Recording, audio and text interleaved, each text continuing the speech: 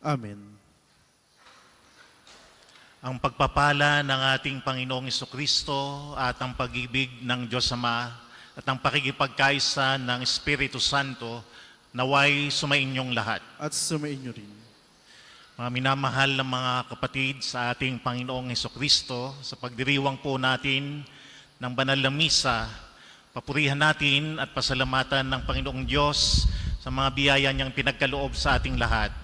Sa biyaya ng ating buhay, sa biyaya ng ating pamilya, sa biyaya ng ating komunidad at ating pananampalataya.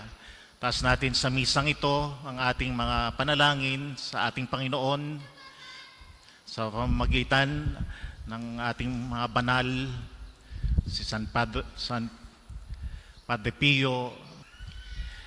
Hingin natin ang kanilang tulong sa pagtataas natin ng ating panalangin at mga intention sa Panginoong Diyos. At taas natin din ang ating iba pang mga personal na mga panalangin. At upang tayo ngayon ay maging marapat gumanap sa pagdiriwang, ating pong aminin at pagsisihan ang ating mga kasalanan sa Diyos at sa ating kapwa.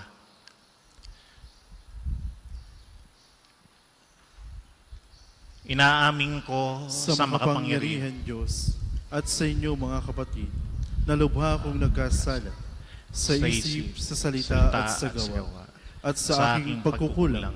Kaya sinasamo ko sa mahal na Birheng Maria, sa lahat ng mga anghel at mga banal, at sa inyong mga kapatid, na ako'y panalangin sa Panginoong ating Diyos. Kawan tayo ng mapangyarihang Diyos, patawarin tayo sa ating mga kasalanan at patnubayan tayo sa buhay na walang hanggan. Amen.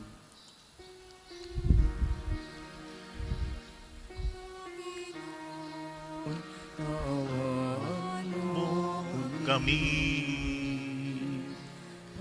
Panginoon, kawaan mo kami. Kristo, kawaan mo kami. Kristo, kawaan mo kami. Panginoon, kawaan mo kami. Panginoon, kaawaan mo kami.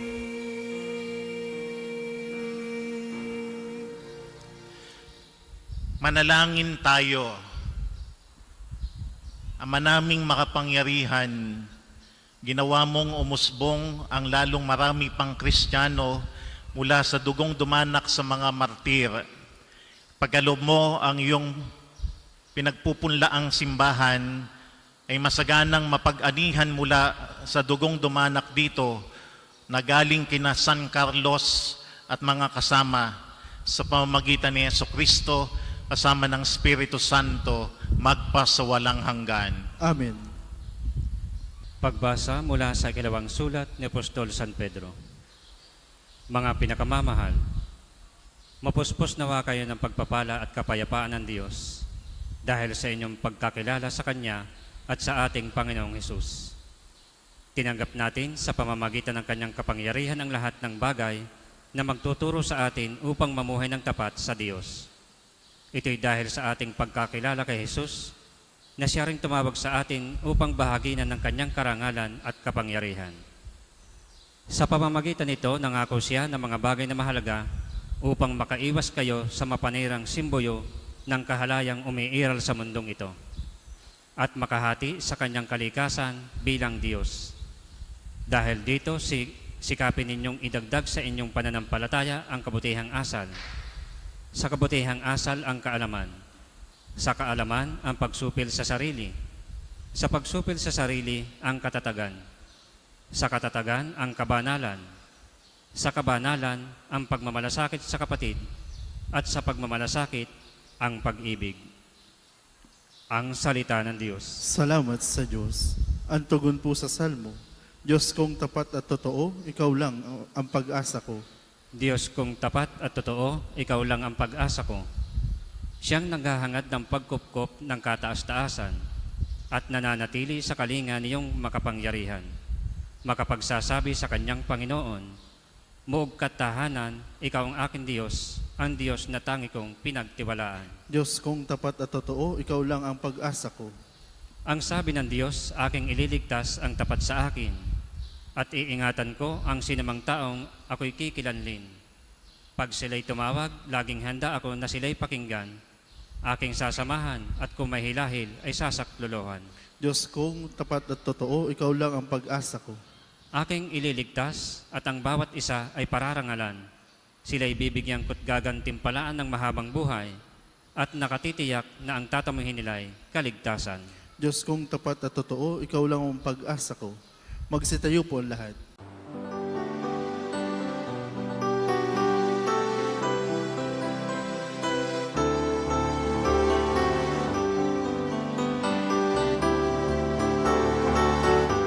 Hallelujah, hallelujah, hallelujah, hallelujah, hallelujah,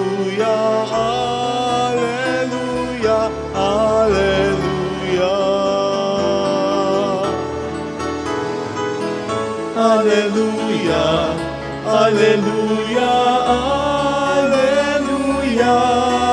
hallelujah. Hallelujah, hallelujah, hallelujah, hallelujah.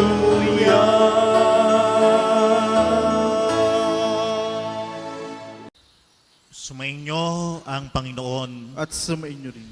Ang mabuting balita ng Panginoon ayon kay San Marcos. Papuri sa iyo, Panginoon.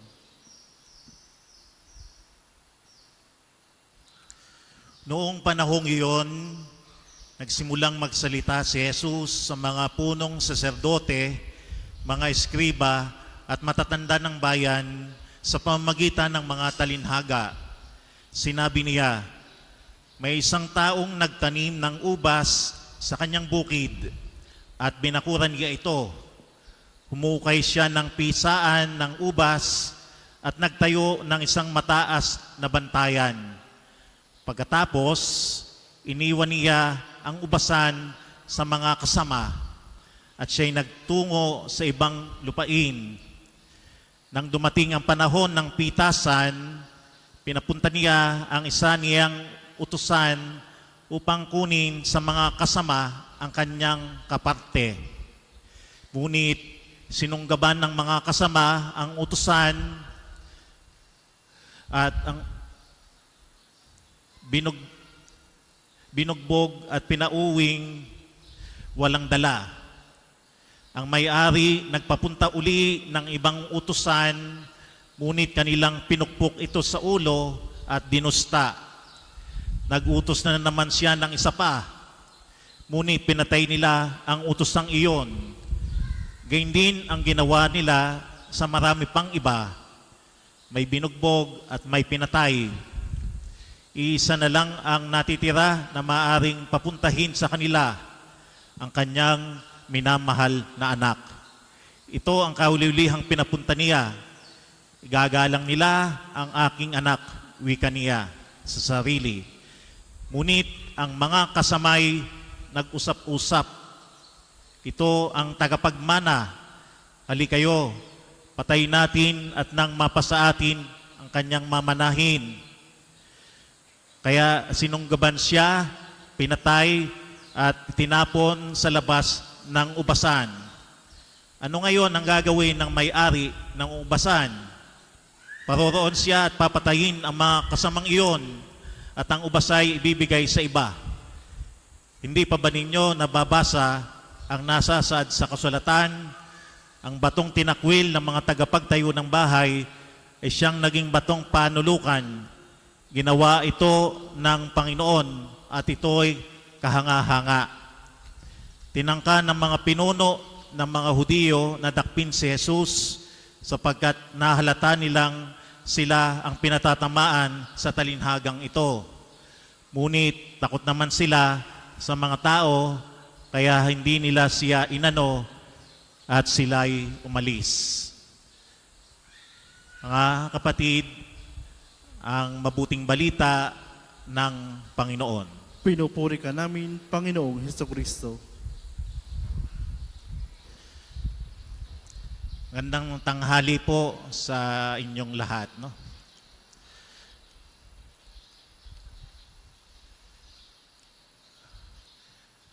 Tragic, kagimbal-gimbal ang ending ng kwento ng Ebanghelyo, ang talinhaga tungkol sa ubasan, no? Mayroong isang may-ari na may-ari ng ubasan na meron siyang kinuhang mga kasama na magtatabaho dito sa kanyang bukid. At bilang may-ari, hindi pinagkatiwalaan niya ang mga kasamang iyon, no? Pero ang ginawa ng mga kasama ay masama, no? No? Dahil sinaktan at binugbog at pinatay pa yung mga taong inutusan ng may-ari ng ubasan para kunin sa mga kasama ang kaparte ng kanyang anin sa bukid. Kaya sinabi ko po na tragic, no? Kagimbal-gimbal ang pangyayari, no?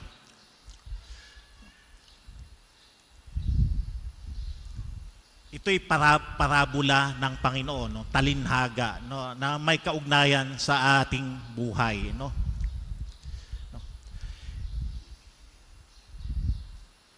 Yung mga kasama, ang Diyos ang may-ari ng ubasan, no?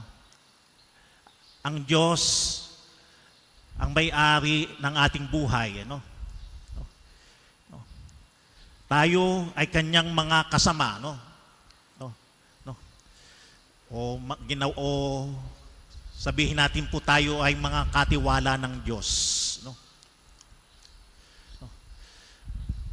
Ang lahat talaga naman ng nasa sa atin, yung buhay po natin, yung kalusugan mo, yung talino mo, at anumang pag-aari mo, your possessions, your intelligence, even your family, everything that belongs to you do not really belong to you because it belongs to God. Lahat naman ang lahat namang ito, lahat ng mga nasa sa atin ay pag-aari ng Diyos. Tayo ay mga katiwala lamang ng Diyos. O caretaker o stewards, no?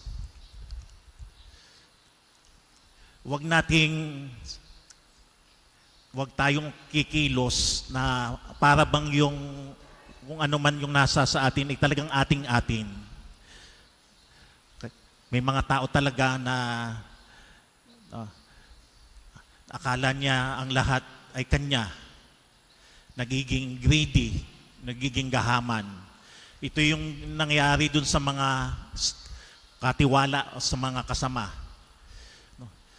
Inangkin nila yung ubasan, na hindi naman sila ang may-ari, sila'y pinagkatiwalaan lamang ng tunay na may-ari. Tayo nga po ay mga katiwala lamang ng Diyos, no? Yung buhay, yung ano man na nasa sa atin, ito'y pinagkatiwala lang sa atin ng Diyos, no? Dapat nating pangalagaan. At kung ano man yung meron tayo, hindi para ito ay ating angkinin at sarilinin, kundi bagkus inaasahan ng Diyos sa atin ay bunga, maging mapagbigay tayo, maging mapagbahagi tayo.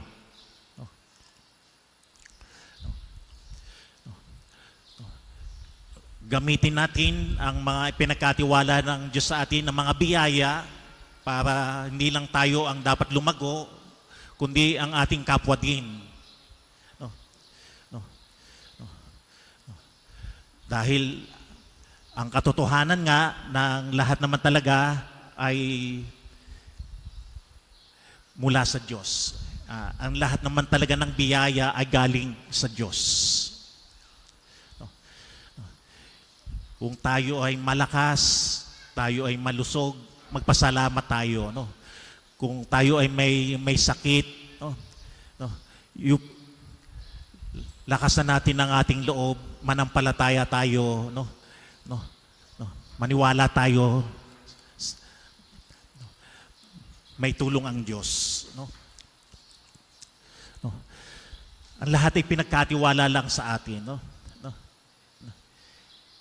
Everything is entrusted to us by God. Everything is grace. No? At dapat natin itong pahalagahan. No? No? No? No? Pinakikita din ng talinhagang ito, no? Ang Diyos ay mapagpasensya, no? No? Naghihintay siya sa atin, no? Upang tayo ay lumago, no? No? No? Upang tayo ay magbago o maituwid natin ang mali nating mga ginagawa o mali nating pag-iisip, no? God is patient, no? Aside from being God is generous and God is love, God is patient, no? No.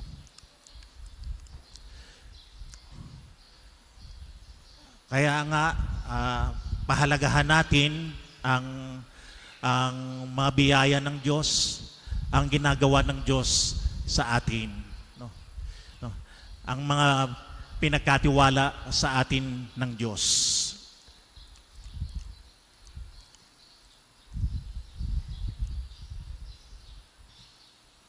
Para po Biyayang nagmula sa pagpapala mo.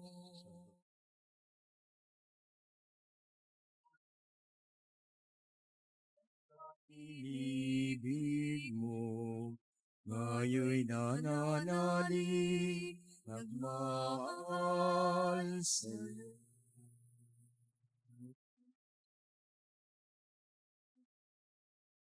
Bawat puso, pagkat inibig mo, ngayon nananalig, nagmamahal sa'yo.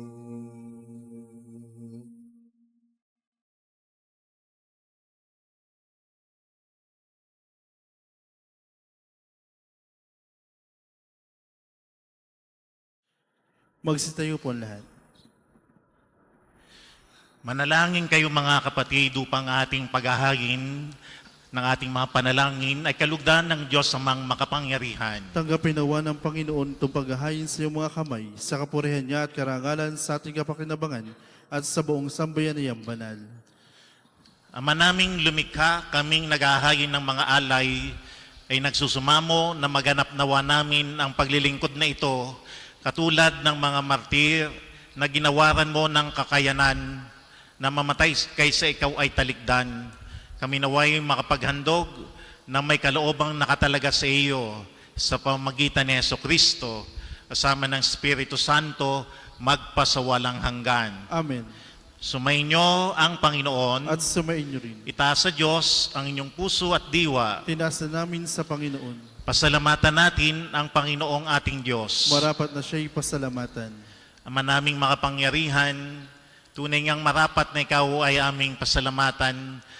Ngayong aming kagalakan na sina San Carlos Luanga at mga kasama na martir ay parangalan. Sila'y kapanalig naming may paninindigan na ikaw ay pahayag kahit sila'y mamatay, sapagkat minarapat mong kanilang matularan ng iyong anak na naghagi ng sariling buhay.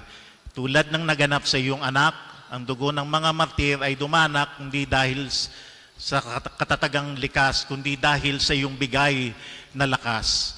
Kaya kaisa ng mga anghel na nagsisiawit ng papuri sa iyo na walang humpay sa kalangitan, kami nagbubunyi sa iyong kadakilaan.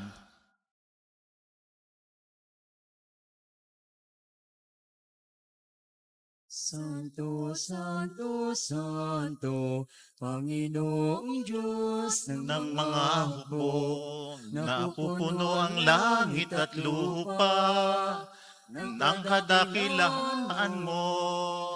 O Sana, sana, sa kaitaasan, pinagpalang na paririto sa ngalan ng Panginoon. O sana, sa kaitaasan. Kung hindi po kayang lumuhod ay manatili pong nakatayo na may paggalang. Ama naming banal, ikaw ang bukal ng tanang kabanalan.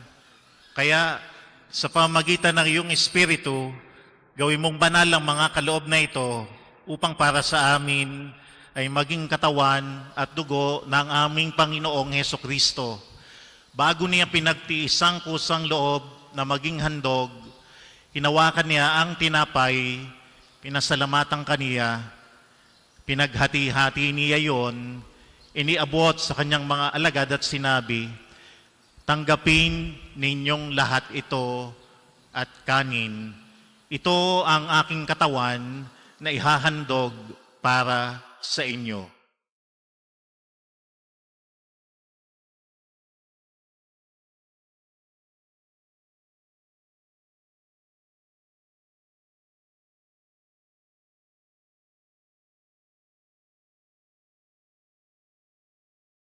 Gayun din naman, nung matapos ang hapunan, nawakan niya ang kalis, muli kaniyang pinasalamatan, inabot niya ang kalis sa kanyang mga alagad at sinabi, tanggapin ninyong lahat ito at inumin, ito ang kalis ng aking dugo, ng bago at walang hanggang tipan, ang aking dugo na ibubuhos para sa inyo at para sa lahat sa ikapagpapatawad ng mga kasalanan. Gawin ninyo ito sa pag-alaala sa akin.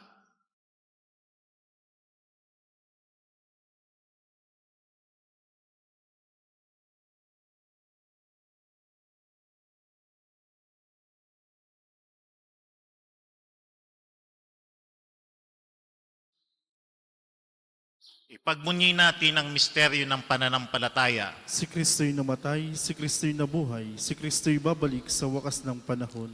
Ama, ginagawa namin ngayon ng pag-alaala sa pagkamatay at muling pagkabuhay ng iyong anak.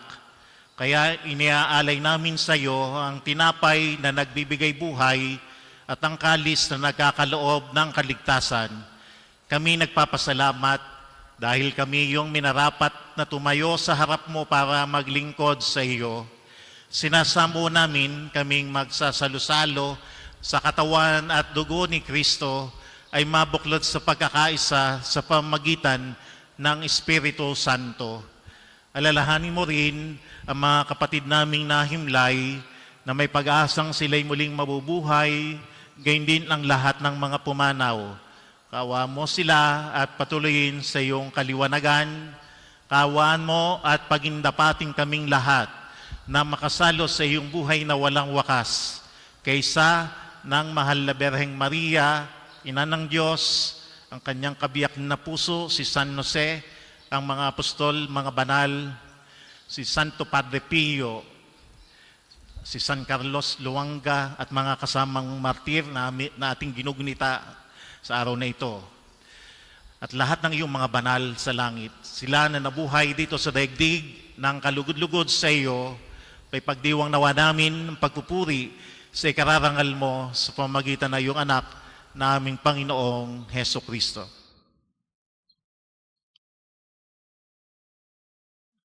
Sa pamamagitan ni Kristo, kasama niya at sa Kanya, ang lahat ng parangal at papuri ay sa iyo, Diyos Amang makapangyarihan, kasama ng Espiritu Santo, magpasawalang hanggan.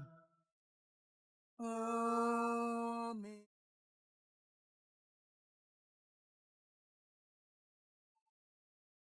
Amen.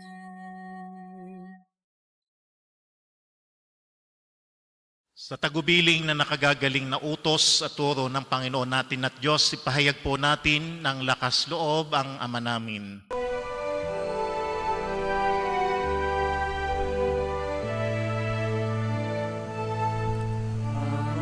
Namin sumasalangit ka, sambahin ang ngalan mo,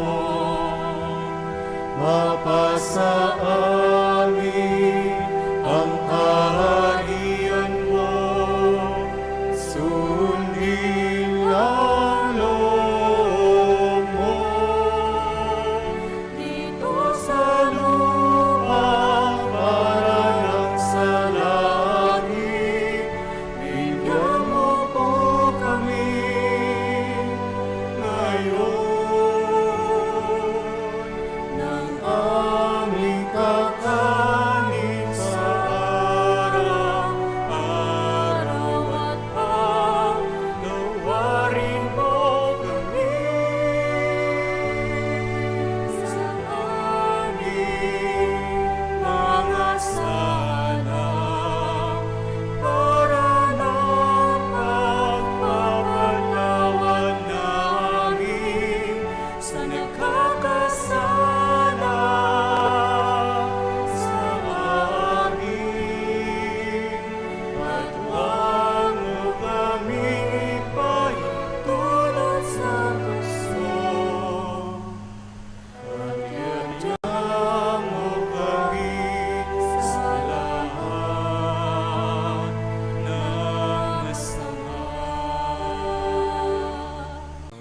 Nihiling namin, kami ay iadya sa lahat ng masama, pagkalooban ng kapayapaan araw-araw, iligtas sa kasalanan at ilayo sa lahat ng kapahamakan, samantalang aming pinananabikan ang dakilang araw ng pagpapahayag ng tagapagligtas naming si Hesukristo. Sapagkat iyo ang kaharian at ang kapangyarihan at ang kapurihan magpakailanman. Amen. Panginoong Hesukristo, sinabi mo sa iyong mga apostol, kapayapaan ang iniiwan ko sa inyo, ang aking kapayapaan ang binibigay ko sa inyo. Tunghayan mo ang aming pananampalataya at huwag ang aming pagkakasala. Pagkalooban mo kami ng kapayapaan at pagkakaisa ayon sa iyong kalooban, kasama ng Espiritu Santo, magpasawalang hanggan. Amen. Ang kapayapaan ng Panginoon naway laging sumainyo. At sumainyo rin. Magbigayan po kayo ng kapayapaan ni Kristo sa bawat isa. Peace be with you. Kordero ng Diyos na nag-aalis sa mga kasalanan sa libutan, maawa ka sa amin. Kordero ng Diyos na nag-aalis sa mga kasalanan sa libutan, maawa ka sa amin. Kordero ng Diyos na nag-aalis sa mga kasalanan sa libutan, ipagkaloob mo sa amin ng kapayapaan. Kung hindi po kayang lumuhod, ay manatiling nakatayo na may paggalang.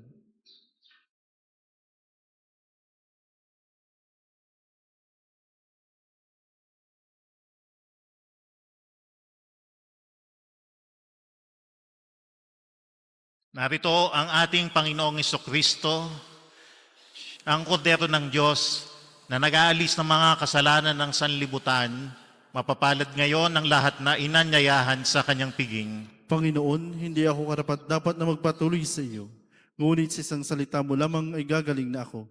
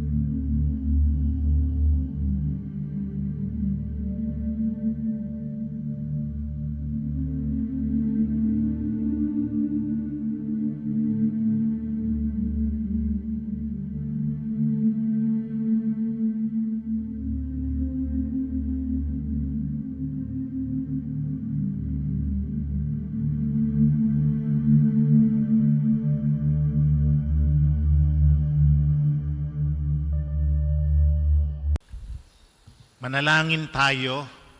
Ama naming mapagmahal, ngayong napagsaluhan na namin ang banal na pakikinabang sa pagunita sa mga martir na hindi naigupo ng kamatayan, kami nagsusumamo na ang nagdulot sa kanila ng paninindigang magtiis ay magbigay dinawa sa amin ng pananampalataya at pag-ibig sa gitna ng mga dapat pagtiisan dito sa daigdig sa pamamagitan ni Jesucristo kasama ng Espiritu Santo magpasawalang hanggan. Amen. Panalangin ng pagtitiwala kay Santo Padre Pio. Padre Pio, taga Pietrelcina, mongheng banal, pintakasing santo ng milenyong kasalukuyan, gabay namin sa pagtahak sa landasing makalangit, takbuhan sa pangangailangan, huwaran ng pagtitiis. Sa iyo namin inilalapit aming mga kagipitan. Sa iyo po ibinibilin kalusugan at kabuhayan.